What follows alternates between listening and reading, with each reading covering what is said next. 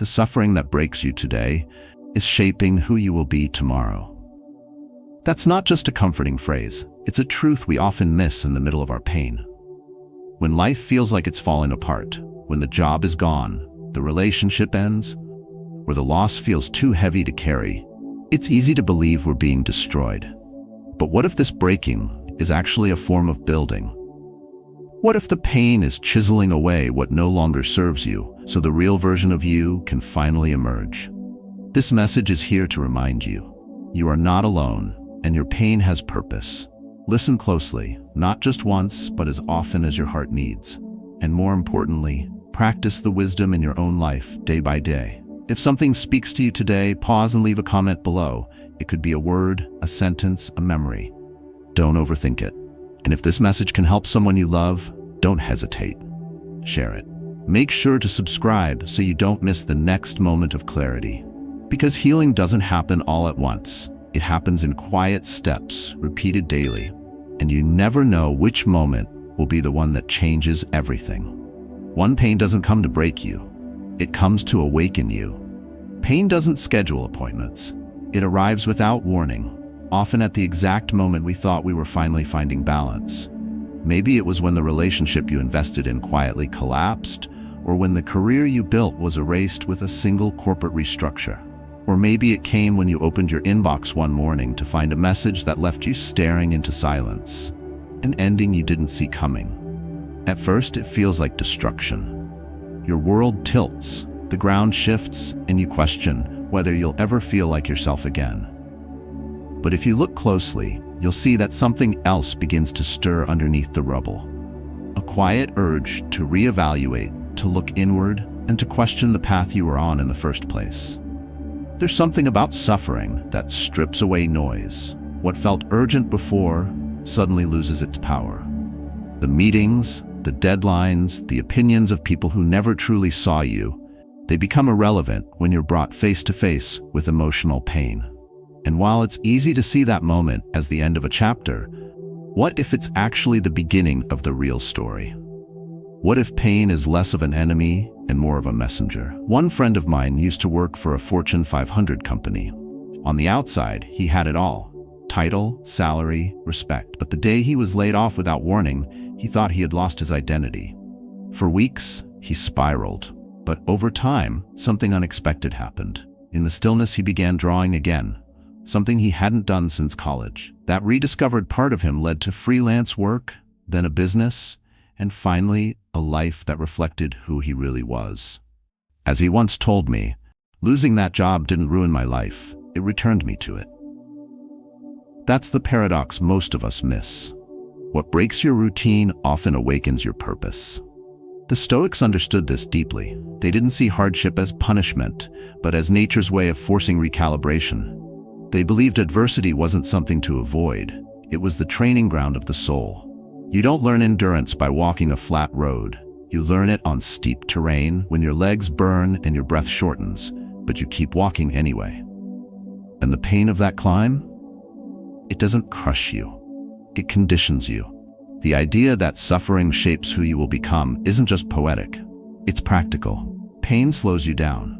And in that slowing, you begin to see the automatic patterns that once ruled your life. The way you constantly said yes to things that drained you. The way you avoided confrontation and called it kindness. The way you tied your worth to validation that could vanish overnight. These realizations don't come in moments of comfort. They surface when comfort is stripped away. And the best part? You don't need to fix everything all at once. The awakening that pain brings isn't about speed, it's about depth. It invites you to become more intentional, to sit with your feelings rather than rush to escape them, to accept that what once defined you no longer fits, and that it's okay to let go of identities that no longer serve your evolution. Pain, as unbearable as it feels in the moment, is often the only thing strong enough to push you into alignment with who you were always meant to be. It's the weight that cracks open the part of you that was asleep. And through that opening, light enters, not as a burst, but as a quiet presence, steady and honest. That's where transformation begins, not in the absence of pain, but in its embrace. So when you find yourself in the middle of what feels like a collapse, Remember this. You're not being punished. You're being prepared. The version of you that will emerge tomorrow needs today's pain to be born. 2. When the world is silent, that's when you hear yourself the loudest. There are seasons in life when everything seems to slow down, not gently, but in a way that feels abrupt and uncomfortable. The texts stop coming. The phone doesn't ring. Your inbox, which was once flooded with notifications, now stays eerily quiet. Friends who once seemed inseparable now drift into silence. At first you panic. You refresh. You scroll. You wonder what went wrong. The silence feels like punishment. But if you stay in it long enough, something interesting begins to happen. That silence becomes space. Space to hear the one voice you've been ignoring the most, your own. This stillness isn't empty, it's spacious, and in that space, deeper questions rise to the surface. Am I living a life that's truly mine, or one shaped by what others expect of me? Have I been moving so fast that I've never stopped to ask where I was actually going? These questions don't arrive with trumpets or bright lights. They arrive like whispers, small, quiet thoughts that come when the noise fades. And they're the beginning of something powerful. Clarity. One neighbor I once knew had this moment hit unexpectedly. His children had grown up and moved out. His wife, now exploring life after retirement, traveled more often. The house grew quieter. He said, "At first I tried to fill the silence with TV, with wine, with noise. But eventually, none of it worked. I had to face myself." What came next surprised even him. He picked up a notebook he hadn't touched in years and began writing. The first entries were short, even clumsy, but they were honest. And in that honesty, he found his way back to something that had always been part of him, just buried under a life of distractions. This isn't a rare story. It's simply one most people don't talk about, because we've been conditioned to associate silence with absence. If no one's texting, we assume we've been forgotten. If the group chat goes cold, we wonder if we said something wrong. But what if silence isn't about being rejected? What if it's an invitation? An invitation to reconnect with the parts of yourself you've neglected. To check in not with the world, but with your own soul? From a Stoic perspective, silence is never wasted. It's the ground where inner resilience grows. You don't build strength in applause, you build it in solitude. You don't discover your values by following the crowd. You discover them when you're standing alone. Marcus Aurelius often reminded himself that retreat isn't always found in mountains or nature. It's found within. But most people never go there because they fear what they'll find. What they forget is that within that solitude also lives their clearest wisdom. Silence can teach you what noise never will. It teaches you to notice, not just the world, but your reactions to it. You begin to see how quickly you chase distraction. You realize how uncomfortable stillness has become, and in that discomfort, you uncover your dependency on validation. That's not weakness. That's awareness. And from awareness, real transformation begins. You don't need to fear the quiet, because within that quiet lies your deepest questions, and surprisingly, your most honest answers. And while the world will eventually grow noisy again, you'll return to it differently. Less reactive, more rooted. That's the gift silence gives if you let it linger long enough. So the next time life gets quiet, resist the urge to fill the space. Stay, breathe, listen. Because the voice you're about to hear, your own, might just be the one that leads you home. 3.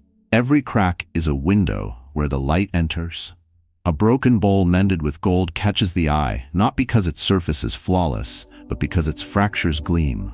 Japanese artisans call the craft kintsugi, and by filling each fault line with lacquer mixed with precious metal, they prove a radical idea that what shattered can become more beautiful than what was intact.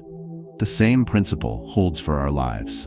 The disappointment you still replay at night, the relationship that collapsed, the regret that rises uninvited on quiet drives, each is a crack that refuses to vanish, yet each also invites light. Light that carries healing through pain, guides you on an emotional resilience journey, and reveals the deeper purpose in suffering the Stoics wrote about. Think of a father who built his identity on authority and achievement. When his son failed the college entrance exam, the facade fractured. At first, the man raged, certain the failure reflected poorly on him. Then the silence after the storm forced him inward. Something softened. He learned his son did not need a perfect resume to deserve love, and the father did not need a perfect child to feel proud. That small widening of the heart was gold in the crack, and it changed every conversation they shared afterward. In the Stoic approach to hard times, we do not erase damage, we study it, asking what strength it uncovers.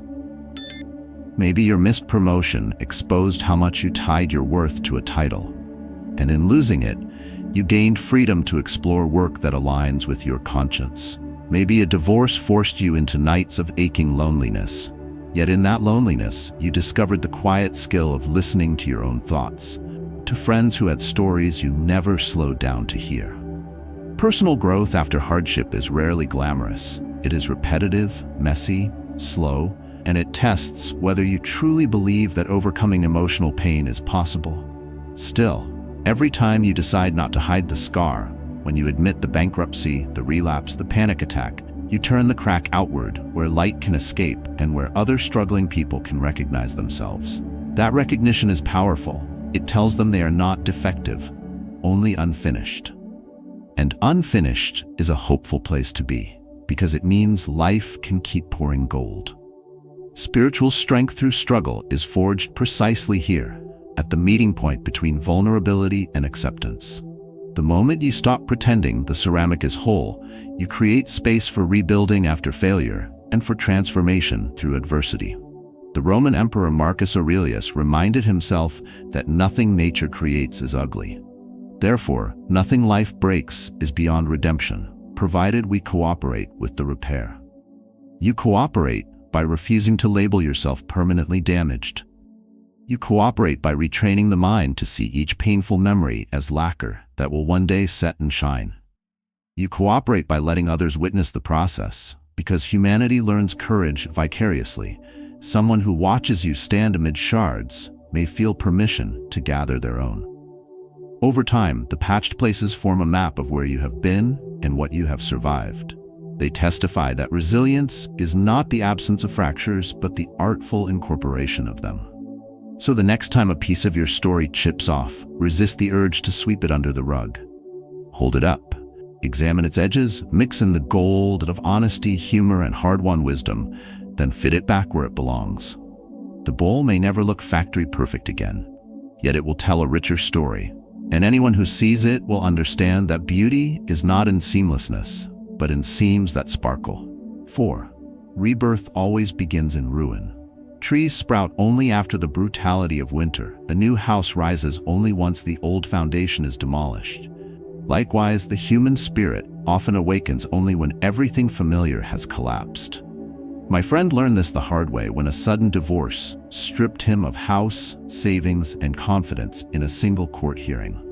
He moved into a bare-bones apartment, furnished with nothing more than a mattress and a scarred wooden desk, and night after night, he sat in that silence, reading, journaling, breathing, noticing the ache in his chest. Friends wondered where he had gone because he vanished from social media. Yet, in truth, he was embarking on an emotional resilience journey no camera could capture. At first, every page he wrote trembled with anger, but gradually the words cooled, then clarified, until he could see the rubble for what it was, fertile ground. He realized, almost with surprise, that healing through pain is less like patching a wall and more like turning soil, disruptive yet essential. There is a reason Stoics speak of fire as both destroyer and purifier. They accept ruin not as a cosmic mistake, but as a stage in the larger process of transformation through adversity. When you lose what you thought defined you, the mind rebels, demanding an instant fix. Yet the wiser part of you knows that rebuilding after failure cannot be rushed. Strength, like bone, grows back denser at the fracture. Every dawn, my friend brewed coffee, opened his notebook, and asked the same question. What is the purpose in suffering if I refuse to waste it? That question kept him from slipping into self-pity, and over months it guided him towards small, concrete acts, volunteering at a food bank, training for a 10K, mending a strained relationship with his brother. None of these steps erased his grief, yet each one proved that overcoming emotional pain is possible when you move, however slowly, towards service and discipline. There came a morning when he noticed new routines had taken root. Early runs before sunrise, quiet evenings free of television, conversations conducted without the need to win or impress. He no longer chased validation. He listened, responded, let silence stretch. The Stoic approach to hard times had reshaped him into a man who could hold discomfort without flinching, who could sit in a room once filled with memories and feel gratitude rather than loss. Personal growth after hardship looks like that. Subtle but unmistakable, a steady reclaiming of agency. What changed on the outside? Eventually, he found a new place to live, yet the real renovation occurred within. The clutter of old identities, husband, homeowner, successful guy, had been cleared away, leaving space for spiritual strength through struggle. One evening, months after the divorce was final, he invited a few friends over. We expected an awkward gathering, but he greeted us with calm eyes and easy laughter, telling stories about beginning guitar lessons, learning to cook, and reading philosophy. He spoke of sorrow plainly, then pivoted to wonder, describing how solitude had taught him to hear rain on the roof again, how he now noticed the smell of pine on morning runs. The man who once measured worth by achievements now measured it by presence. His story is not unique. It only illustrates a principle you may already feel rumbling beneath your own disappointments. Ruin is not the end of the narrative. It is the clearing of the stage before the second act. If life has burned down around you, resist the reflex to rebuild the exact structure that fell. Instead, sift through the ashes, honor what still matters, discard what never did, and let the scorched earth rest until new shoots appear. Because rebirth always begins in ruin. And if you lean into that fact, if you allow the old frame to remain toppled while you explore unfamiliar possibilities, you will find strength in suffering and emerge not patched together but fundamentally remade, ready to stand in a life constructed on purpose rather than on habit. 5. What cripples you today will empower you tomorrow. Think back to the last time you whispered, maybe even screamed, "I can't take this anymore." Perhaps it was the night a loved one left and the silence felt loud enough to crack your ribs, or the afternoon a once-in-a-lifetime opportunity slipped away and you watched the door close without the strength to pull it back open. Or maybe it was a gray morning when fatigue pinned you to the mattress and even breathing felt like lifting iron. In that instant, you were certain the weight would crush you for good. Yet here you are, still standing, proving that the very pressure meant to cripple you can become the force that carves new muscle into your character. Suffering does not grant superpowers in a single jolt. Instead, it begins a slow, deliberate healing through pain, teaching you precisely where your limits lie and how to stretch them without snapping. You learn to sort essential from optional, noise from necessity, and with every emotional resilience journey you survive, you gain a sharper instinct for spotting chaos before it swallows you. One former colleague of mine used to tremble at the thought of public speaking. Panic attacks locked his throat, and any stage felt like the gallows. Years later, he trains audiences of hundreds in communication skills, not because the fear vanished, but because he marched through it often enough that the terrain became familiar. Now when a participant admits they dread stepping up to the mic, he responds with warmth no textbook can teach, because the memory of his own dread still pulses beneath the calm. Transformation through adversity rendered him trustworthy. That is Stoic alchemy at work. The Stoic approach to hard times that refuses to label fear or grief as permanent handicaps. Instead, it calls them raw material. Stoicism suggests that you do not merely endure difficulties, but actively convert them into assets. The way a blacksmith forges shattered iron into a blade stronger than fresh steel. So the layoff that once tripped your finances may later become the very story that persuades investors to back the business you built from scratch. The heartbreak that once left your chest hollow could evolve into the empathic insight that deepens every friendship that follows. Purpose in suffering is not a poetic afterthought. It is the hidden engine driving personal growth after hardship. And when you recognize that engine, you begin to steer rather than be dragged. Critically, empowerment does not announce itself with fanfare. It reveals itself in subtleties. One morning, you notice the email that would have ruined your day last year now registers as a mild inconvenience. A traffic jam that once detonated anger becomes a pocket of unexpected reflection. You see others still tangled in the web that once trapped you, and instead of judgment, you feel a quiet urge to guide, because overcoming emotional pain has widened your sightline. As the Stoics knew, it is impossible to teach calm if you have never sat in the center of a storm. Yet once you have weathered one, even a stranger senses it in your tone. That intangible credibility, spiritual strength through struggle, cannot be faked, and people gravitate toward it like travelers spotting a lamplight on a dark road. Therefore, the next time you feel yourself buckle under a burden that seems unlivable, pause and remember that today's collapse can seed tomorrow's competence. Let the panic pass through your body without pretending it is pleasant, yet refuse to let it define the narrative. Acknowledge the fracture, then set about rebuilding after failure, one deliberate move at a time. With repetition, the task that felt like shackles becomes your signature skill. The story that once brought shame becomes testimony. The limit that once screamed stop becomes a milestone marking how far you have come. Eventually, you will look back at the weight that pinned you down and realize it sculpted the resilience that now holds you upright. And when someone else reaches the edge where you once stood, you will be able to say with unshakable calm, "I know that cliff, and there is firm ground just beyond it." Because what crippled you yesterday has become the very strength that empowers both you and everyone who meets you tomorrow. 6. You don't need to understand, you just need to endure calmly. Modern life trains us to chase explanations the way children chase fireflies. Yet there are stretches of suffering where the jar stays stubbornly empty and the darkness feels total.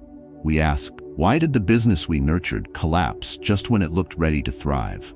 Why did the biopsy return positive when the scans last year were clear?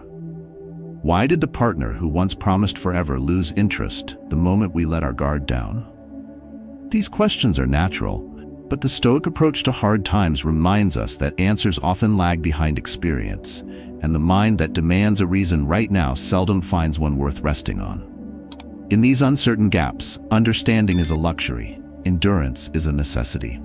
Picture a sudden storm on a forest trail. The sky turns slate, rain slaps the leaves, and every shortcut disappears into mud. You can curse the weather. You can shout at the clouds. None of it keeps you dry. The only way out is forward, one soaked step after another, tracking the faint path that glistens under sheets of water until, almost without noticing, you reach tree cover and the rain eases. You still do not know why the cloud chose that moment to rupture, but you are out of the storm because you kept moving. That simple decision, to walk even while confused, illustrates how to find strength in suffering. Movement, not explanation, carried you to safety.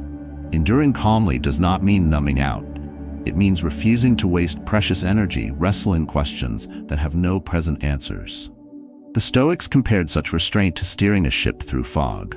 Focus on the next wave. Trust that the coastline exists even if it is invisible, and let the wind reveal the landmarks when it chooses. This mindset fuels healing through pain because it keeps the heart steady while the mind recalibrates.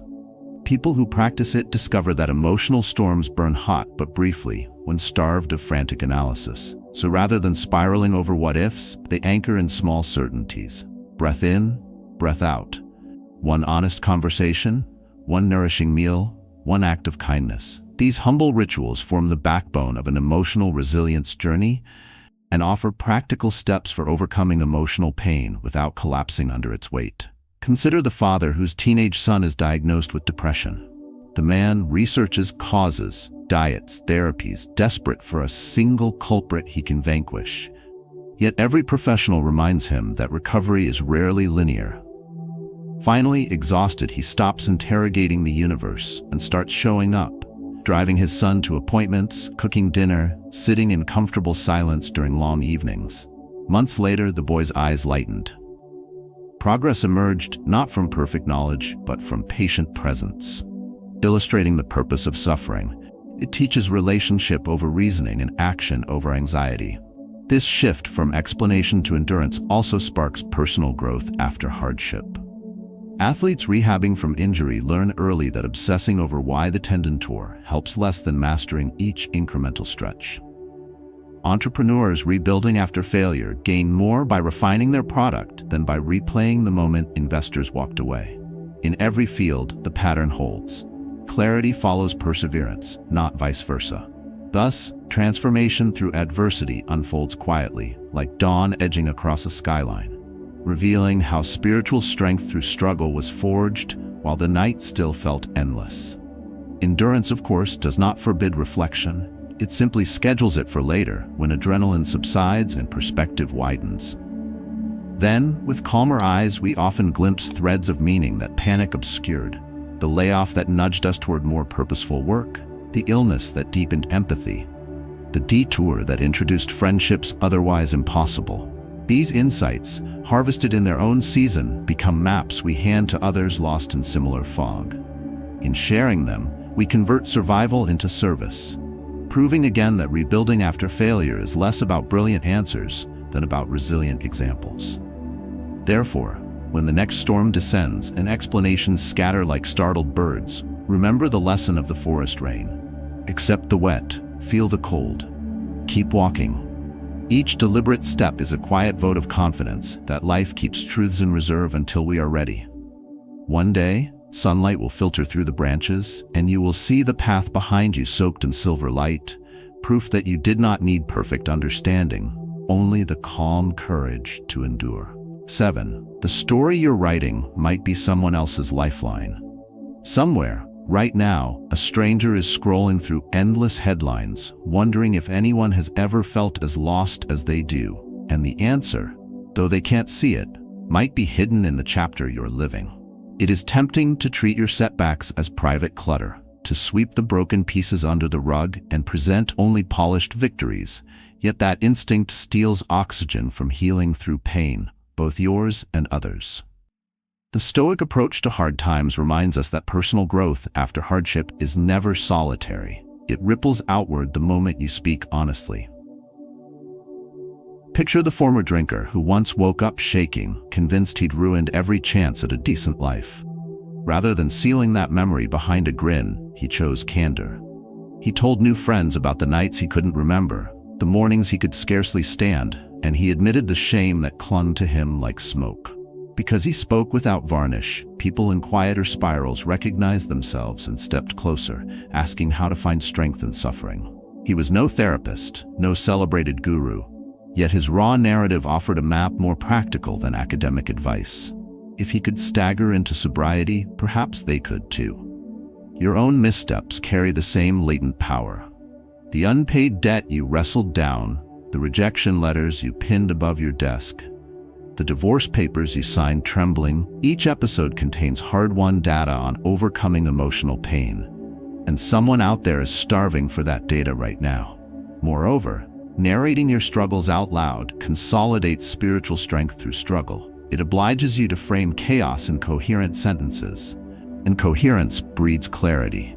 It also punctures the illusion that success is linear. When you reveal the zigzags, the layoffs that preceded the launch, the panic attacks that predated the keynote, listeners discover that rebuilding after failure is not a glitch in the system, but the system itself. Such a realization can jolt them off the edge of despair, because nothing is more corrosive than believing one's mess is unique and therefore unfixable. Still, sharing authentically is not about spotlighting wounds for applause. It is about offering context so others can calibrate their own expectations. A marathoner does not inspire beginners merely by crossing the finish line. The real electricity hums in the miles where shoes blistered and lungs burned. Likewise, your testimony's voltage surges in the honest middle where you almost quit. That vulnerable middle teaches the listener how transformation through adversity actually feels. Uncertain, slow, peppered with doubt, and that lesson is a lifeline. Even so, bravery in storytelling requires boundaries. You choose what details serve the listener, rather than reliving trauma for spectacle. Transparency is courageous, but it is not reckless exhibition. It is measured generosity, rooted in purpose and suffering. The conviction that pain redeemed through perspective becomes communal medicine. When you first speak, you might sense tremors of embarrassment. Yet notice how quickly those tremors settle the moment someone replies, "Me too." That phrase slashes isolation in half and launches an emotional resilience journey for both parties. Suddenly, the air grows lighter. What felt like a private burden becomes shared weight, easier to carry. Over time, repeated exchanges like these weave an invisible safety net across workplaces, neighborhoods, and even online forums. A culture forms where people trade stories of survival, the way travelers trade maps, and every new voice adds another route out of the dark. Therefore, if you are sitting on a story, perhaps a bankruptcy you think disqualifies you, or a season of depression you fear will label you weak, consider the possibility that withholding it robs someone of direction. Stoicism's strength is not proved by never falling, but by rising, and then describing the climb so others can follow. Speak when you're ready, neither too polished nor too raw, and trust that your imperfect account may land in the exact inbox of someone teetering on the decision to keep going. In doing so, you transform private scars into public bridges, proving that the meaning of any ordeal expands the moment it becomes a beacon for another soul still wandering in the storm. Suffering has a strange way of introducing us to who we really are. What feels like the end is often the start of a deeper, more honest version of ourselves. When life cracks us open, it also lets the light in. Whether you're healing through pain, rebuilding after failure, or simply learning how to endure calmly, every step counts. Remember, your journey isn't just about you. It might be someone else's roadmap to resilience. So take a breath, look at how far you've come, and trust that purpose often hides inside hardship. If this message spoke to you, share your story in the comments below. Your voice could be exactly what someone else needs to hear today. And if you haven't already, like this video and subscribe for more insights on overcoming emotional pain, personal growth after hardship, and the Stoic approach to hard times. Together, we rise, one quiet triumph at a time.